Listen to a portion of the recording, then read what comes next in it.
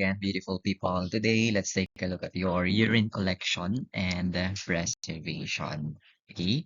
We will take a look, of course, at your preservatives here, like your formalin, preservatives that are utilized to preserve your your urine. Anyway, okay. Anyway, you have here your physical preservation of your urine. First, I mean, actually, it is only refrigeration, and then the rest are the employment of chemical preservatives. No, your refrigeration. Please note that it utilizes 2 to 8 degrees Celsius, 2 degrees Celsius to 8 degrees Celsius temperature. Okay, according to Bransell, it is 4 degrees Celsius to 6 degrees Celsius. That is according to Bransell. And yes, your refrigeration, it decreases bacterial growth, or it is bacteriostatic. It is bacteriostatic. It is not bactericidal. Anyway, but then the disadvantage is it increases specific gravity when measured by urinometer. When measured by urinometer, the urine that is preserved or that is placed in the refrigerator will increase, will increase specific gravity. And then amorphous substances are precipitated also when you refrigerate a urine. Okay, but then please note that before testing to correct for this things that are provided that are caused by your refrigeration, please uh, allow the urine sample to reach room temperature. Allow the urine sample to reach room temperature before testing. Okay, to correct for the increase in specific gravity and precipitation of amorphous substances, please allow the urine or allow the sample to return. I mean, yes, okay, to reach the room temperature. Your room temperature is 21, 20 to 24, 25 degrees Celsius. Okay? And so, yes, return to room temperature before chemical testing by the reagents. By the way, for your amorphous substances, you have actually two. You have your amorphous urates and amorphous phosphates. Okay, your urates, they are pink in color. Your amorphous urates, they impart a pink coloration to the urine, and then your phosphates, they are white precipitates accordingly. By the way, when you see amorphous, they do not have a definite shape. They do not have a definite shape.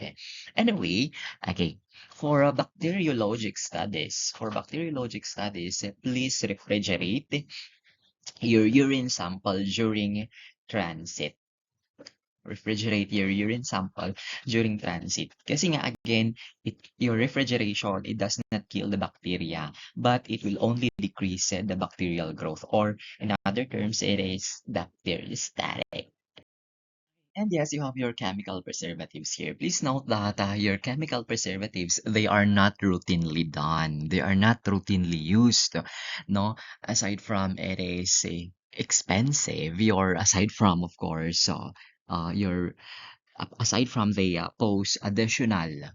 Okay, aside from the post additional cost to the laboratory, they pose also hazards. They pose hazards. Okay, so your chemical preservatives, again, they are not routinely done, or chemical preservation of urine, they are not routinely done. And yes, your ideal chemical preservative should be bactericidal.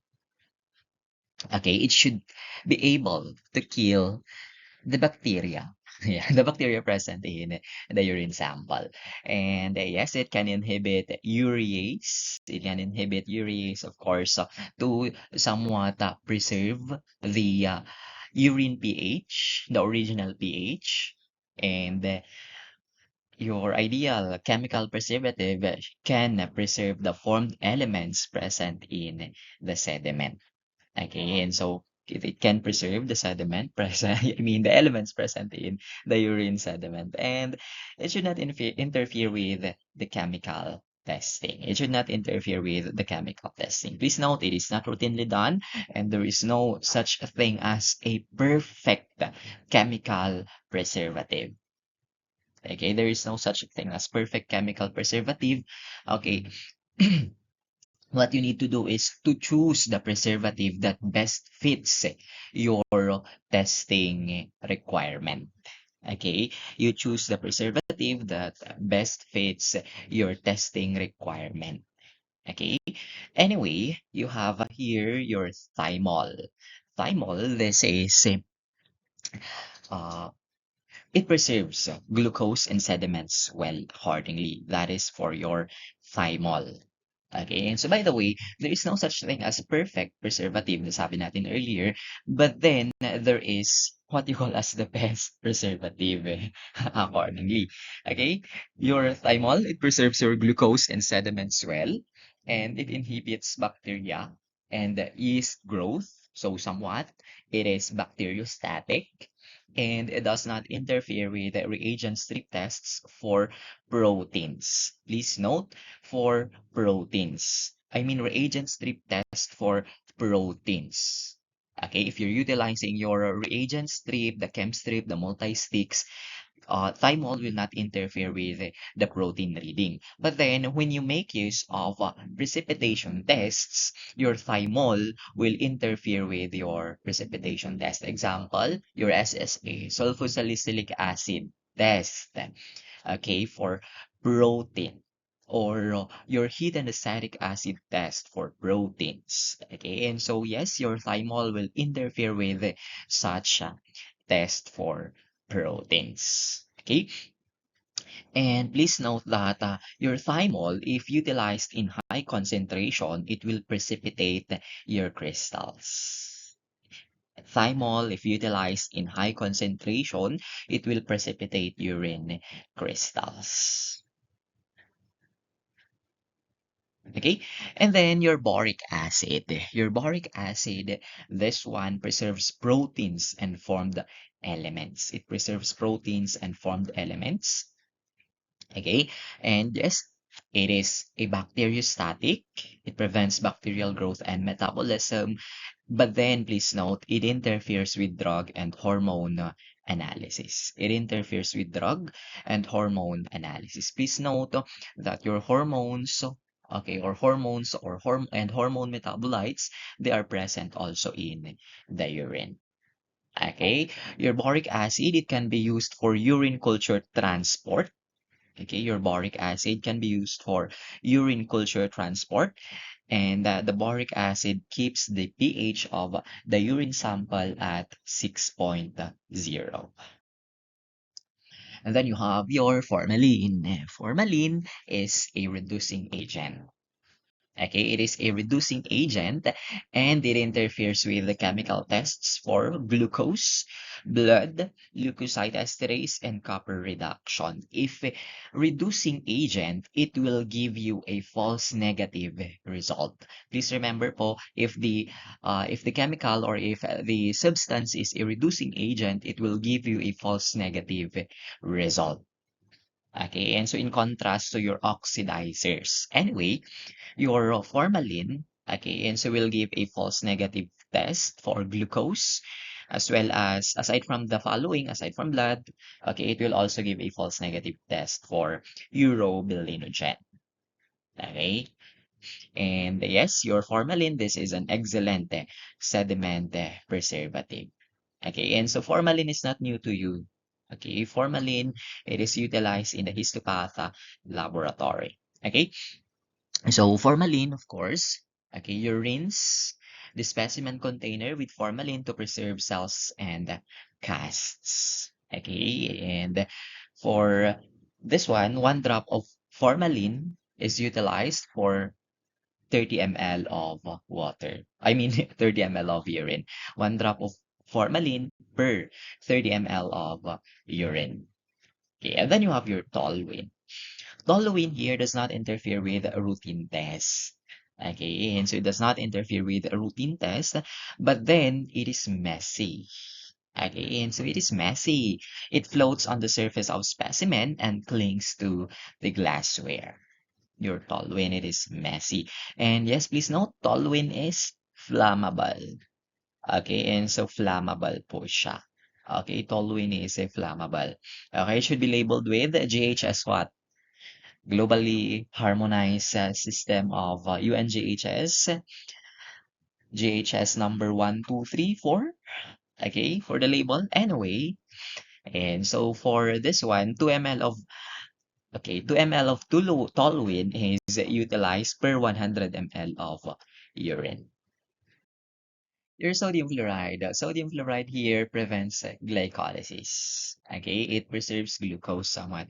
Please note in the context of clinical microscopy, it will prevent glycolysis. But in the context of phlebotomy, there is this an update that sodium fluoride is not anymore effective in preventing glycolysis. Okay, and so, but then again, in the context of Honor BF, your sodium fluoride prevents glycolysis. But then please note, if there is an increased amount of bacteria in the urine sample, sodium fluoride is not effective. Sodium fluoride is not effective. And yes, your sodium fluoride is a good preservative for drug analysis, and yes, your sodium fluoride, a disadvantage is it inhibits reagent strip test for glucose, blood, and leukocyte. Okay, and so a remedy for this one, a remedy for this is you use sodium benzoate instead of fluoride for reagent strip testing. Okay, and so a remedy is you use sodium benzoate instead of sodium fluoride for reagent strip testing. Okay, and then you have your phenol. Your phenol does not interfere with a routine test. Your phenol, it is utilized also as a it is also utilized as an antiseptic agent, or it is utilized to decontaminate. Okay, your phenol, it does not interfere with routine tests, and yes, it causes an odor change in the urine sample. Okay, for phenol, you make use of 1 drop of phenol per ounce of urine. Okay, and then you have your Sacomano fixative. Your Sacomano fixative, the composition is 50% ethanol and 2% plus 2% carbowax. 50% ethanol and 2% carbowax. Please note that this one preserves your cellular elements and is utilized in cytology studies. It is utilized in cytology. We have what you call as urine cytology, yung mga ganyan. Okay. Anyway, for Sacomano fixative, please note it is a chemical hazard. It is a chemical hazard. It is a also a flammable one. Okay, chemical and flammable. Basahin ko na lang po itong mga to ha. Please note you have commercial preservative tablets, you have sodium carbonate acids, and you have your Gracianus tubes whatsoever. Okay, your commercial preservative tablets, it may contain one or more of the preservatives, including sodium fluoride. But then please note that before using the preservative, I mean the tablet, you check the tablet composition to determine possible effect on your desired tests. Okay, and so for this, you make use of 1 tablet per 30 ml of urine.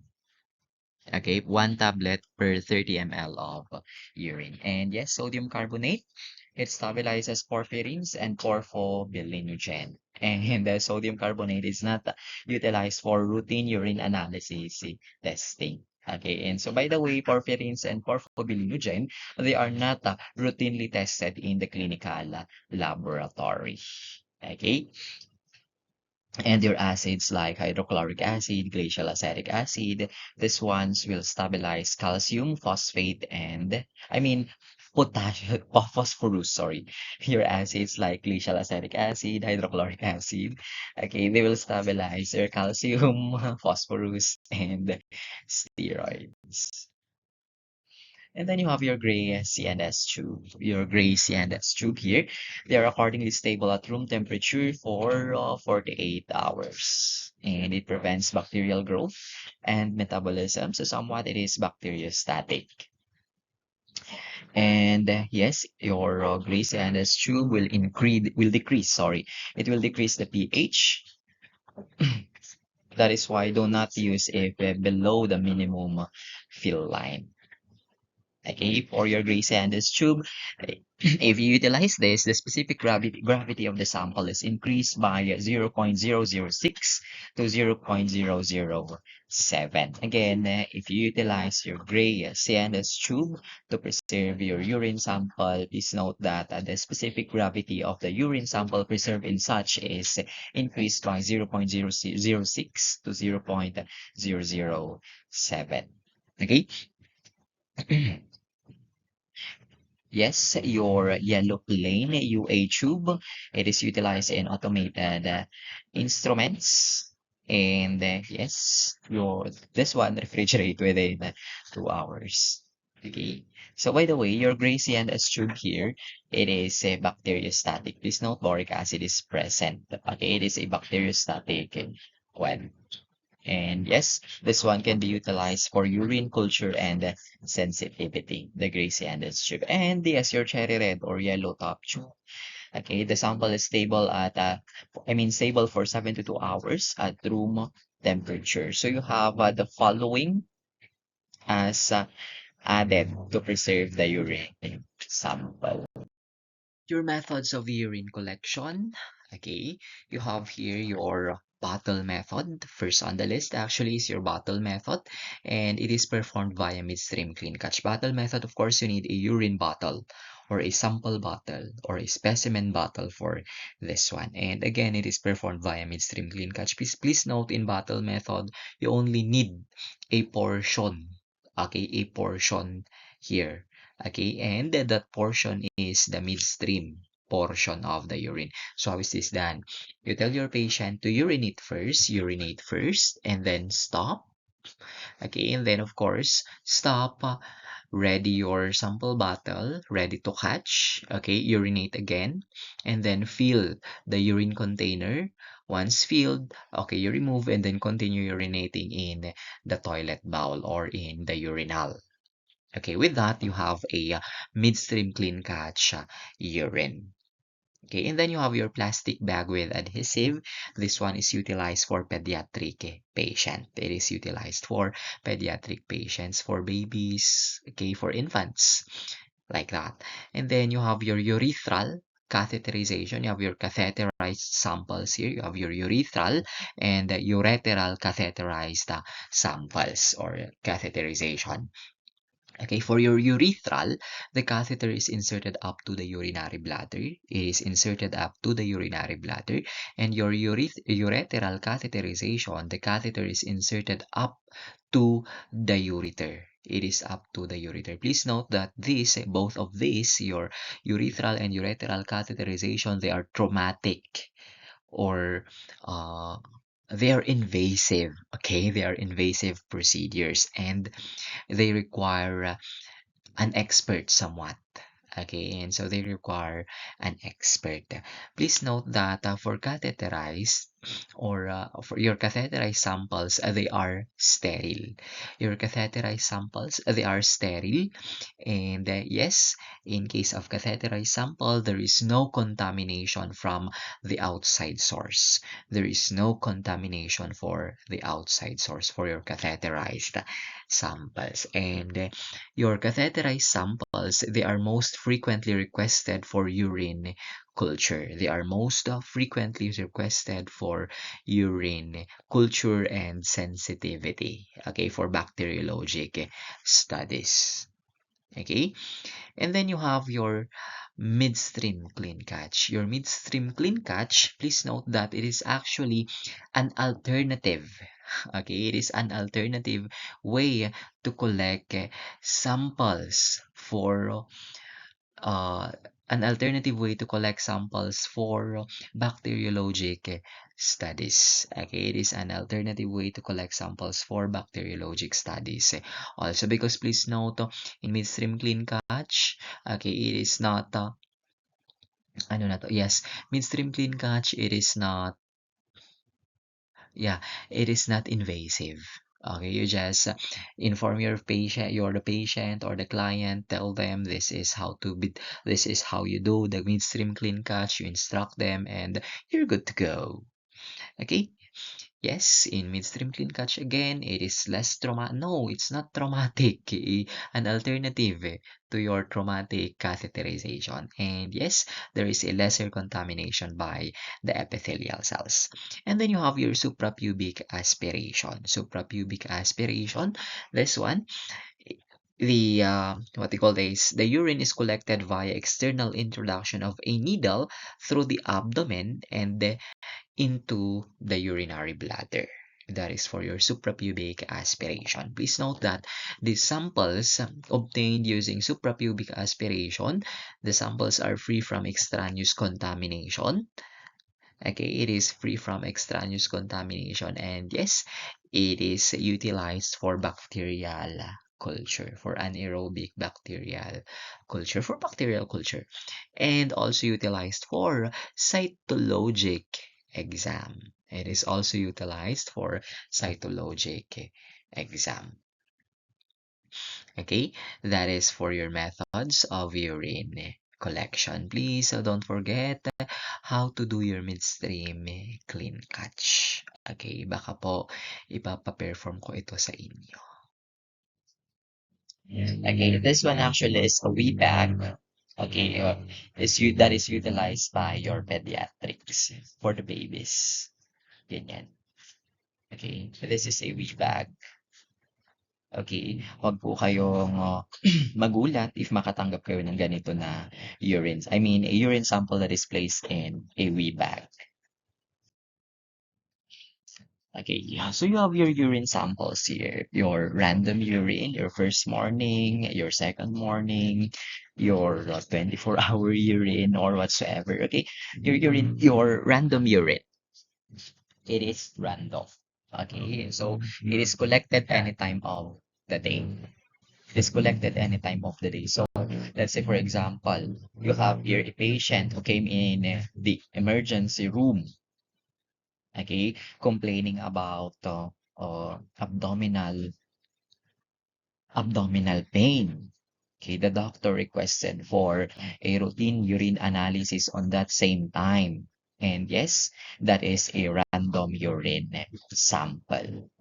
It is a random urine sample. It is not timed. It is not a first morning urine sample because again, random urine sample, it is collected anytime of the day. If so, let's say for example, you went for a consultation kanina, okay, and your doctor requested for a routine urine analysis and immediately nag-submit ka naman agad, then that is a random urine sample. Okay, it is collected anytime of the day. Okay, and so there is no preparation for this one. Anyway, your random urine sample, this is your most frequently received urine sample in the laboratory. It is the most frequently received urine sample in the laboratory. And please note that random urine sample, it is actually affected by dietary intake and physical activity.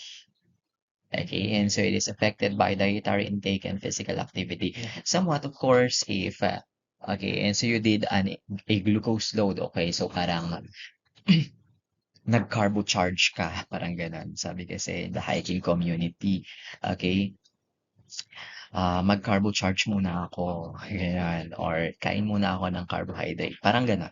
Okay, if you did such, then it will affect. Again, dietary intake will affect your random urine. As well as physical activity. If prior to collection, nag-exercise ka ng bonggang-bongga, then of course, analytes related to your exercise will also be increased. Same with your dietary intake. So let's say for example, nag kumain ka ng sandamakmak na chocolates before kang magkolekta ng urine. Somewhat, of course, it will be reflected in the urine. That is why random urine, it is affected by dietary intake and physical activity. And yes, please note that your random urine, it is useful for routine screening tests. Routine screening test. And then you have your first morning urine here. Your first morning urine, it is the urine that is voided upon arising from bed. Okay, your first morning urine accordingly is the urine voided, or yes, it is the urine voided upon arising from bed. And yes, it is your ideal specimen for routine urine analysis in pregnancy testing because accordingly, it is concentrated and the most acidic urine sample. Okay, concentrated and most acidic urine sample. Okay, and so this acidic, okay, property of your first morning urine will somewhat preserve the casts present accordingly. It will somewhat preserve the casts well. Okay? Again, it is for the specimen of choice for routine urine analysis and pregnancy testing. Okay? And by the way, it is utilized also for evaluation of orthostatic proteinuria. For evaluation of your orthostatic proteinuria. Yes, we will take a look at this one, orthostatic proteinuria, soon as we move on to the chemical analysis of your urine. And then you have your second morning urine. Okay, second morning urine. This is the second urine voided after a period of fasting. Okay, and yes, this is utilized for glucose determination. Okay, and so somewhat bihira naman pong ginagamit ito, your second morning urine. Unless talagang yun ang request ni doctor. And then you have your 2-hour postprandial. This one is for diabetic monitoring. Okay, diabetic monitoring. And then also for monitoring of your insulin therapy and your glucose tolerance urine sample. Your glucose tolerance urine sample, in the performance of your glucose tolerance test, like let's say, for example, in the 75 or 100 grams GTT, OGTT. Okay, at times, doctors will request, okay, urine collection also. Okay, at times, doctors will request urine collection and testing of the glucose content in conjunction with the serum, okay, testing. Okay, that is for glucose tolerance, no? It is optional accordingly with samples with blood samples in glucose tolerance test. But then at times, please note, it is requested by your doctors. Okay, and so it is requested by your doctors. In relationship to your glucose tolerance test, please note, matamis po kasi talaga your, what you call this, the glucose load that is given, that is being administered is really sweet. Matamis na matamis po talaga siya. Nasasabi ko to because I tried tasting it. Okay, nalasahan, natikman ko na po siya. Okay, so in performance of your oral glucose tolerance test, okay, accordingly, the glucose load should be, okay, should be ingested within 5 minutes. It should be ingested within 5 minutes. Okay? If the patient ay ganito kasi siya. Okay, and so you collect the fasting, and then after that, after the fasting collection, then you administer the glucose load. If the patient vomited, or if the patient vomits, you discontinue the testing. Okay, if the patient vomits, you discontinue the testing.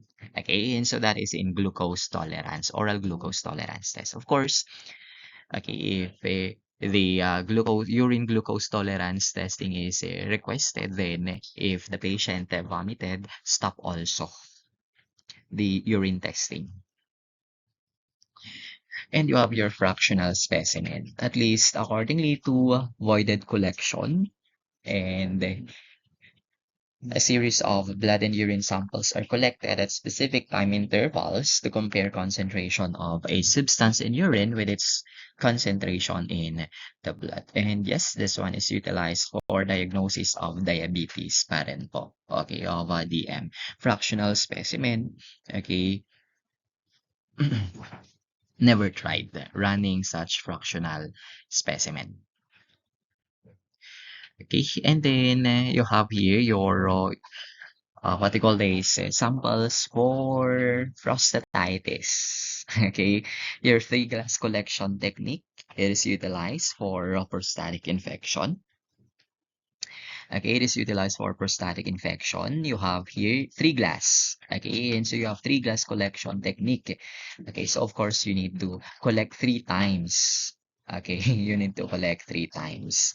Okay, and so first is you need to collect three times. But then sa iisang sitting lang po, sa iisang upuan, you need to collect three samples in one sitting. Okay, sorry. You need to collect three samples in one sitting for this three glass collection technique. Okay, and so the first portion of your sample, the first sample is your first portion of your voided urine. And then the second sample is the middle portion of your voided urine. And then you do prostatic massage after. And then after that, the third sample is the urine that is collected after prostatic massage. Okay, and yes, after such, of course, you examine the first and third specimen microscopically, then compare the number of WBC and bacteria present in both. Okay. Okay, prostatic infection is diagnosed if the number of WBC and bacteria in the third specimen is 10 times greater than the first specimen. Again, there is prostatic infection if the third sample, if ito po, it has 10 times greater bacteria and WBC than the first one, than your first portion. If the second specimen is utilized as a control for bladder and kidney infection. If this one is positive, okay, if the second specimen is positive for both, positive for bacteria and WBCs, the third result for the third specimen is invalid. Okay, it is invalid. That is for your three glass collection technique.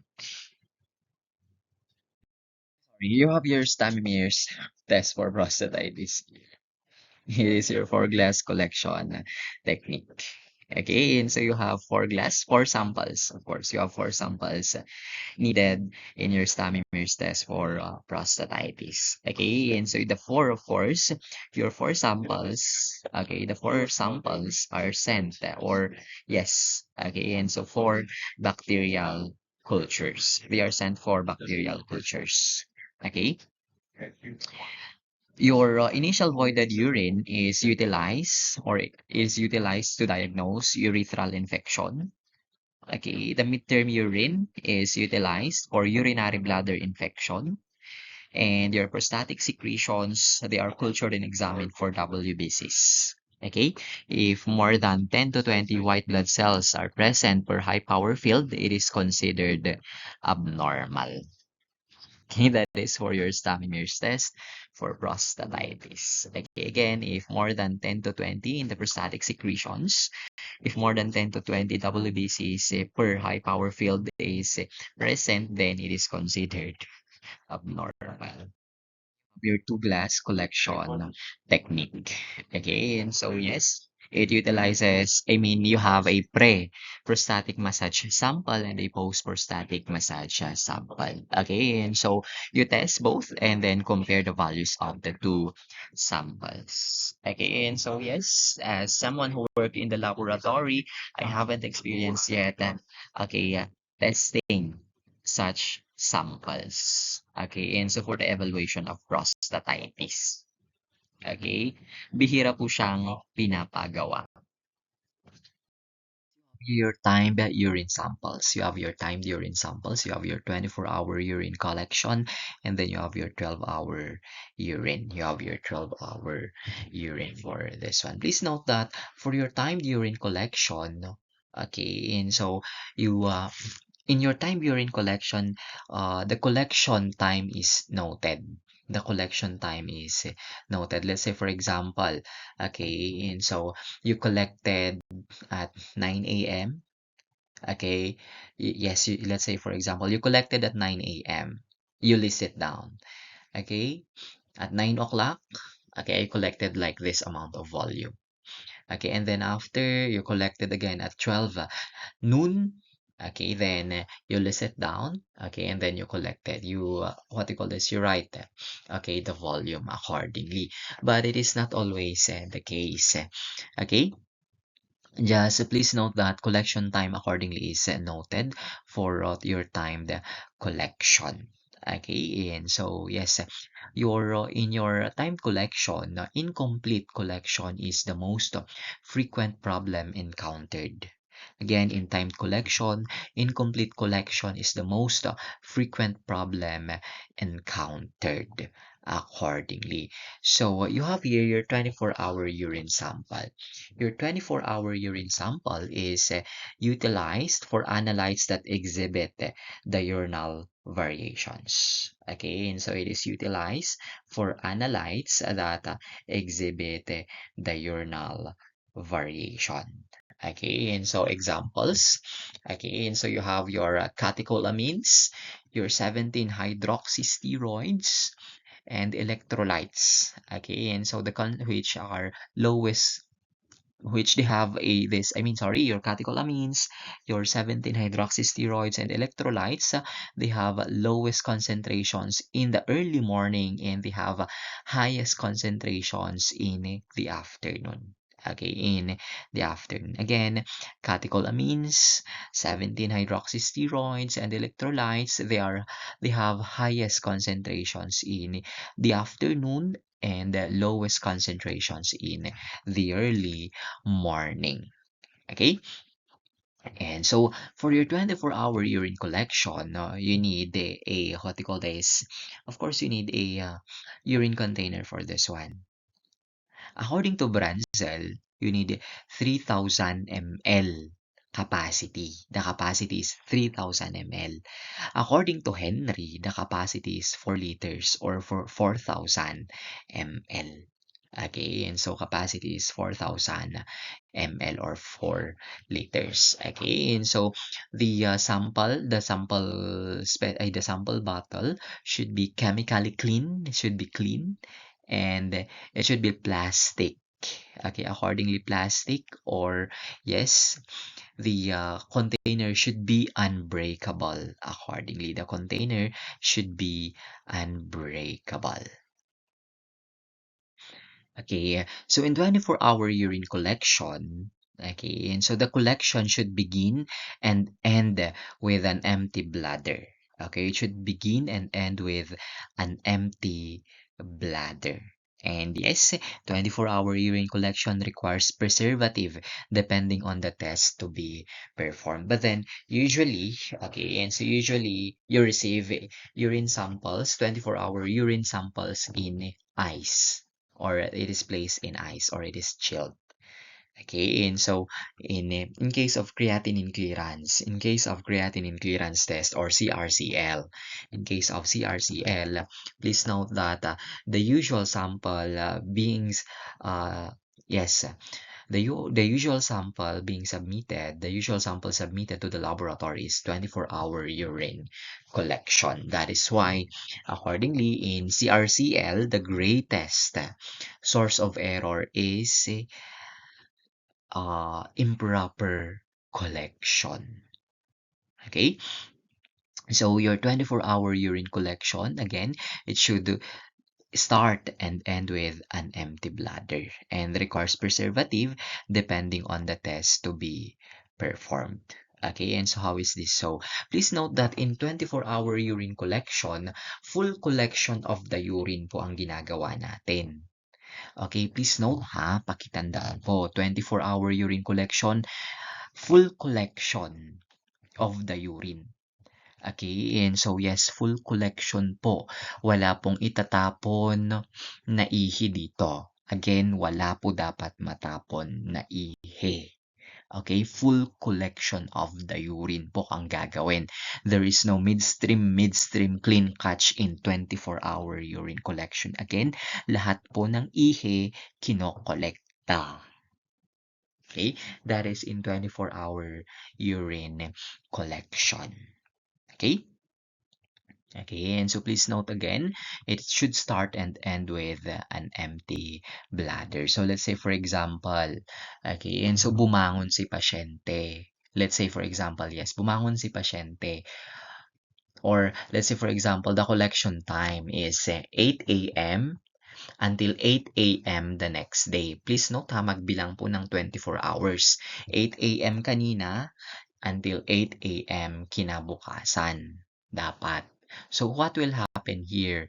Okay, you instruct your patient, you tell your patient na yung ihi niya, his urine at 8 a.m., his urine at 8 a.m. today, dapat po i-discard niya. Yung ihi niya, kaninang 8 a.m., dapat diniscard niya. And then, the succeeding urine, again, so will be collected. Yung mga susunod na pong ihi, iko-kolekta niya po. Iko-kolekta niya. Hanggang 8 a.m. kinabukasan. Hanggang 8 a.m. kinabukasan. Okay, and so tapusin po yung 24 hours. Okay, doon lang po siya mag-stop. Okay, again, in 24-hour urine collection, sabi ko ulit, lahat po ng ihi kinokolekta. Wala po dapat matapon. Wala pong midstream clean catch dito ha, pakitandaan. Okay? And yes, in case of a 24-hour urine, of course, so once submitted to the laboratory, ano pong gagawin? The laboratorian should measure. The laboratorian should measure the amount of, the volume of the urine. Okay, again, the laboratorian should measure the volume of the urine. Okay, and so measure the volume of the urine and then mix, or yes, if it is collected in separate containers, if the urine is collected in separate containers, you mix both. Okay, and so you mix both and then get an alicot. Okay, get an alicot that is enough for you to test. That is enough to have a backup. Okay, and so please note, sabi natin, in 24-hour urine collection, the greatest source of error, the most common error, okay, is incomplete collection. So if the urine before the start is included, it will cause a false increase. If urine after the end is if urine before the start is included, it will cause a false increase result. If urine after the end of the collection is increased, then if urine after the end of collection is collected, okay, if urine after the end of the collection is added to it, then it will cause a false decrease result. Urine is added before the start of collection. Urine collected before the start of collection is added, it will cause a false increase. Urine is added after the end. Urine is added after the end of the collection, it will cause a false decrease. Okay? And then you have your 12-hour urine sample. Your 12-hour urine sample here is utilized for a discount. Okay, and so same din po. In this case, there is no midstream clean catch. Full collection po ng buong 12 hours. Okay, and so usually it is done during night time. Okay, it is done during night time. Okay, and so for a discount. And yes, okay, and so for a discount, formalin is utilized as the preservative. Okay, formalin is the primary preservative utilized for a discount. Okay, So in Addis count, you need to quantitate the formed elements. You need to quantitate the formed elements. How? You make use of your hemocytometer. In Addis count, you need to quantitate your formed elements. Okay, and so yes, you need your hemocytometer for this one. Okay, and so abnormal values. Accordingly, abnormal values, casts are greater than 5,000. Abnormal po abnormal. Okay, abnormal values, you have casts are greater than 5,000, red cells are greater than 500,000. Again, red cells are greater than 500,000, and WBC and epithelial cells are greater than 2,000 accordingly. That is for your 12-hour urine, which is utilized for this count. Again, in a discount, these are your normal value, I mean abnormal values. Casts are greater than 5,000. Red cells are greater than 500,000. And WBCs and epithelial cells are greater than 2,000. Okay, 2 million, sorry. WBCs and epithelial cells are greater than 2 million. Okay, these are abnormal values in a discount. Okay, and then you have your afternoon specimen, which is collected in the afternoon, of course. Okay, in the afternoon, I mean, 2 to 4 p.m. afternoon specimen. Okay, and so 2 to 4 p.m. Please note that it is utilized for urobilinogen. Okay, it is utilized for urobilinogen because urobilinogen is enhanced in alkaline urine. Again, urobilinogen is enhanced in alkaline urine. Okay, and at 2 to 4 p.m., there is this what you call as your alkaline tide. Okay, and so there is what you call as your alkaline tide. Okay, and so again, alkaline tide is seen at 2 to 4 p.m. or 2 to 4 in the afternoon. And yes, urobilinogen is, urobilinogen excretion is enhanced in alkaline urine. That is why the sample for urobilinogen determination is 2 to 4 p.m.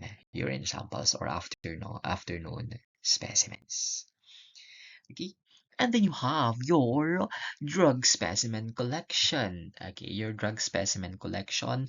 You have here your uh, you have your what you call as your chain of custody. Your chain of custody, this is a process that provides documentation of proper sample identification from the time of collection to the receipt of laboratory. Again, chain of custody is a process that provides documentation of proper sample identification from the time of collection to the receipt of laboratory results. Okay, and so of course, in this case, okay, and so you need to protect the sample integrity all throughout the handling of the urine up to the release of result. Okay, so the required volume of sample for a drug specimen is 30 to 45 ml. 30 to 45 ml. Okay, required volume of sample.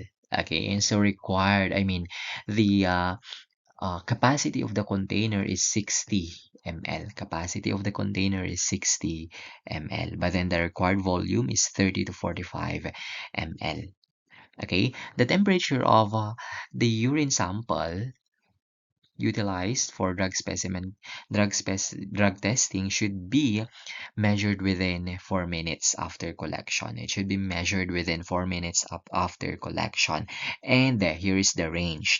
Here is the range of the temperature. Okay, it should be within 32.5 to 37.7. 32.5 to 37.7. Okay, street smart. Okay, and so hindi mo naman po kailangan ng thermometer to measure. Okay, and so minsan pakiramdaman mo na lang po kapag malamig, then okay, it suggests what you call this? Yes, it suggests an alteration of the sample. Okay, and yes, pH. pH of greater than 9, pH of greater than 9 suggests adulteration. Okay, please note, pH of greater than 9 suggests adulteration, and a specific gravity that is less than 1.005, a specific gravity that is less than 1.005 suggests dilution of the urine specimen. Okay, and yes, okay, and so of course, so collection can either be witnessed or unwitnessed. Okay, can either be witnessed or unwitnessed. If witnessed, sasama po. If we witnessed po, the what you call this, the urine collector, the sample correct collector, sasama po siya sa collection area. And yes, if babae po ang mangongolekta, babae din po dapat ang magwi-witness na staff. If lalaki, lalaki din po dapat ang magwi-witness na staff. Ganun po. Okay, that is for your witness and unwitness. Okay, of course, unwitness, usually, okay, utusan ka lang. This one, okay, and so ilang beses na din po akong undergo ng drug testing. Okay, and yes, usually, and it is actually utilized for pre-employment, no? It is utilized for pre-employment. Okay, and so yes, the staff will just tell you to collect, okay, and you're good to go, no? Okay, and so of course, hindi naman po kasi tayo, in such cases, we are not, there is no suspicion because of course, it is for employment purposes. Okay? And yes, please note bluing agent is added to the toilet water reservoir to prevent specimen adulteration. Okay, and so to prevent specimen adulteration sooner, okay, and so we will define what is adulteration, dilution, and then that there is another term actually. Again, so we'll define the one as soon as we move to drug testing. We will end here. Okay, this has been Gael, reminding you to live fully, love deeply, love often, keep learning, and never forget to enjoy the ride. Thank you. Thank you so much. See you around.